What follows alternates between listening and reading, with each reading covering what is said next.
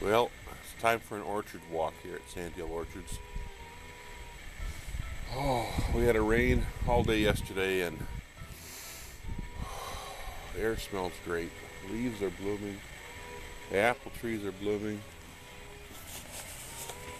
There on the side of the driveway, those are wild cherry trees that line them.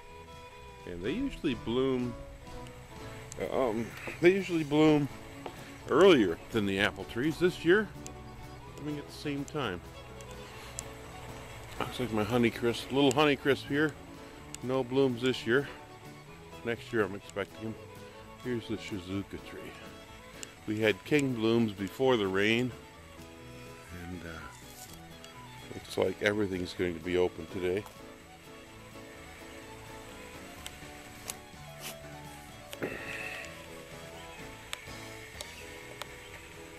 Oh, it's beautiful out here. I don't know if anybody's ever noticed, but some apple blossoms have a very strong scent, like the Cortland tree here.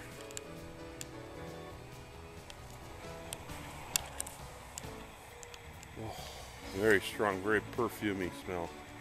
And the Liberty, on the other hand, very, very mild. Almost no scent, all to my nose. And that tree is just loaded with blossoms.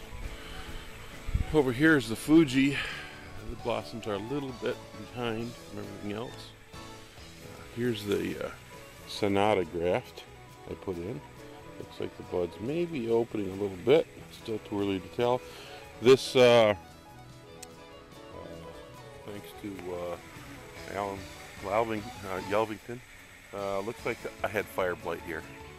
So probably caused by infected tools, because it did not affect the tips of the branches. And a couple little cherry trees down there, which never produced much.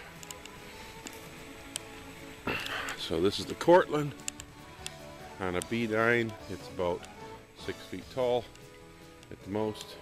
I pruned this back quite a bit this year because I wanted a little bit of new growth on it.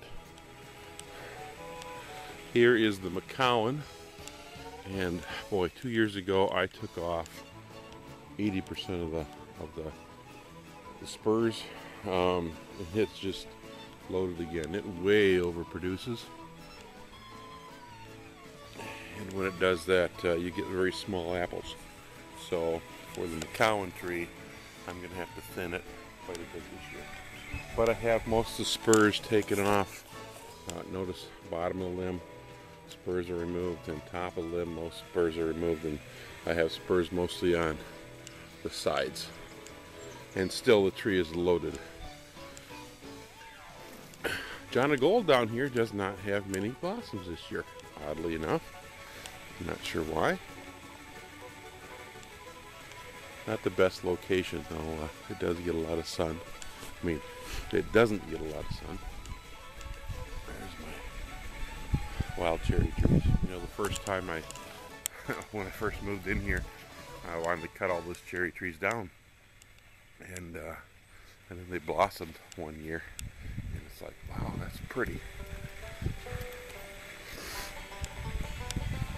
There's my cherry trees. Birds love these cherries.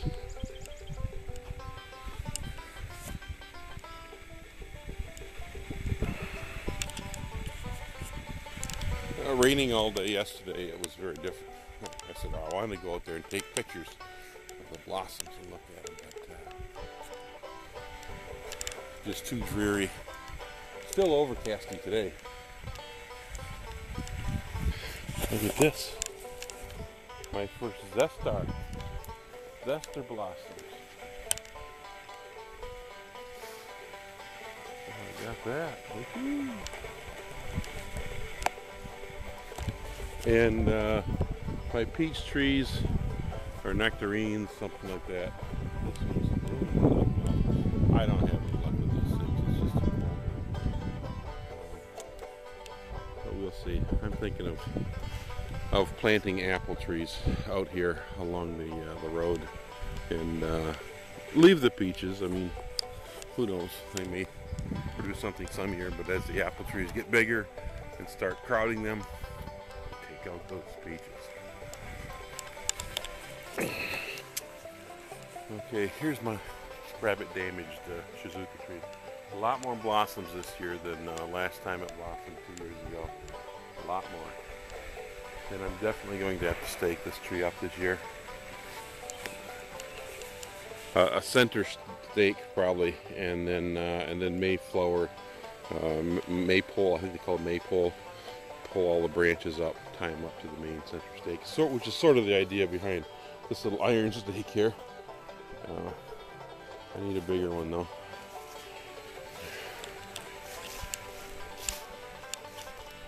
And looks like I have a few blossoms here on this Honeycrisp. So it's first year with blossoms, and if it has any, a lot of times I've noticed a very immature tree, sometimes the blossoms just don't take. But if it doesn't have them this year, well, next year it'll be loaded. And this Honeycrisp tree, their Honeycrisp blossoms are a little bit later than other ones. These are still closed. This tree, I pruned it in the center a lot, opened it up. Probably could have done a little more, but it's going to have a lot this year. And another one of these trees that the rabbits got early in life. This is the wealthy tree that was grafted over, and it just got huge. So my grafts are right here. 1, 2, and 3. This is a sweet 16 down here. Doesn't grow very fast because it's at the bottom of the tree. And where are the blossoms? No blossoms this year. I'm disappointed. Disappointed. Well, maybe next year. Yeah, here we are at the Spy Gold tree. The Spy Gold has very large apples. Even if you let it overproduce, you still get large apples. Although I believe the taste suffers, because when I let it have too many apples, it was a bad year for the taste. It just wasn't there. So I'm going to prune these back, thin them, I should say. And this tree will give me 3 bushel at least. I like the open center form. This tree was more of a center leader until that back branch there fell over or bent over under the load, and which is fine because now it's a central or an open center, and it lets light in all over. Over here is the Scarlet Surprise, the red-fleshed apple. I thought the blossoms were going to be behind everything else because it just looked, look at that. They just look like they're small. But now I have this theory about trees, and the theory is, see if you might agree, or if you can prove it in your own orchard. Aromatic apples, ones that are described as being aromatic, they have a lot of scent to them when you bite into them, not just sweetness.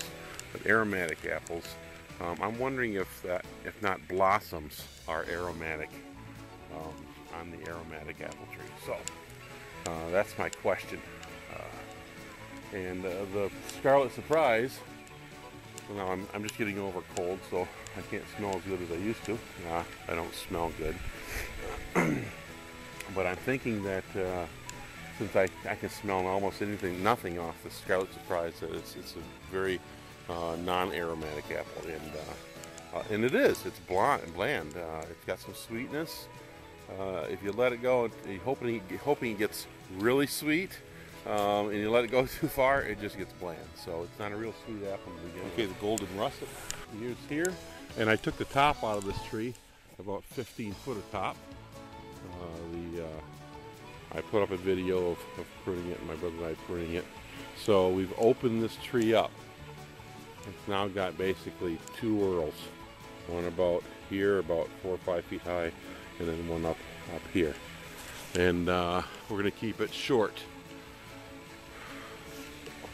It's a tip bearer, but as it gets older and more mature, you see that it has now spurs along the older wood, and it's starting to thicken up a little bit. I probably could have took a lot of these spurs off, a lot of these old growths off that are vertical, but I would have lost a lot of apples. So I'm trying to learn, I'm learning how to balance the tree. This will be a lot easier to pick.